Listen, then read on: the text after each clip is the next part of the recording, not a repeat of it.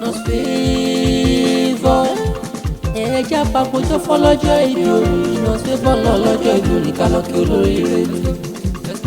Nos favour happy birthday happy birthday orí ọjọ́ bí rẹ̀ lè ní jẹ́sẹ̀. Màmá bẹ̀ wá ṣe bí wọ́n ló lónìí o. Ayé bàbá bẹ̀ wọ́n nù mú dẹ̀kẹ́ sí. Happy birthday today is your birthday. Happy birthday ọmọ onímù ìlàjẹ.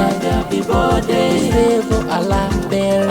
Happy birthday ọjọ́ bí rẹ̀ lè ní jẹ́ o. Happy birthday tó wà kókóró kó padà sílé. Happy birthday adédáhùn sátì lónìí kí o. Happy birthday màá ń káyà rere.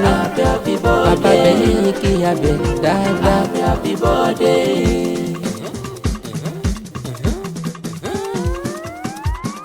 Wà túbọ̀ ṣọ̀pọ̀dún láyọ̀ ọdún lẹ́yìn òde níjà ṣe mọ́.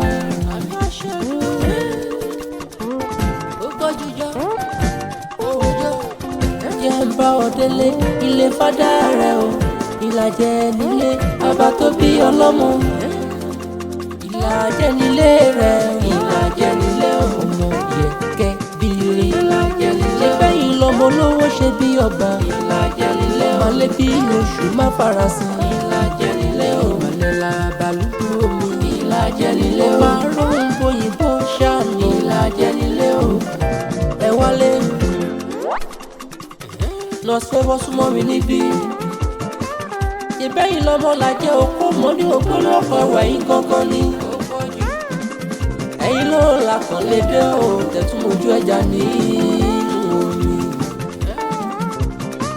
Ọmọ ìjò wọnú ọ̀dẹ jókòó bẹ́lẹ̀ yóò dùn pa. Ẹ̀yin bàlálẹ́ bí oṣù máa fara sí ẹ̀yin gangan ni. Omi lọ́tún omi ló sì ará omi fi ṣẹ̀yẹ ẹ̀yin nìkan ló máa rò mí fi ṣẹ̀yẹ. Mo máa lé bí oṣù máa fara sí lọ́gbìn yóò máa rògbò ìbò ṣàlọ́ pé nínú àtó bí ọlọ́mọ. Nos favour happy birthday happy birthday ọjọ́ bí rẹ̀ máa lè ní jẹ́. Happy birthday ọmọ abẹ wọn máa dá gọ́jọ́gọ́jọ́. Happy birthday olólùfẹ́ rẹ̀ rí kú ọmọ. Happy birthday olúwa wa kéré kó padà sí.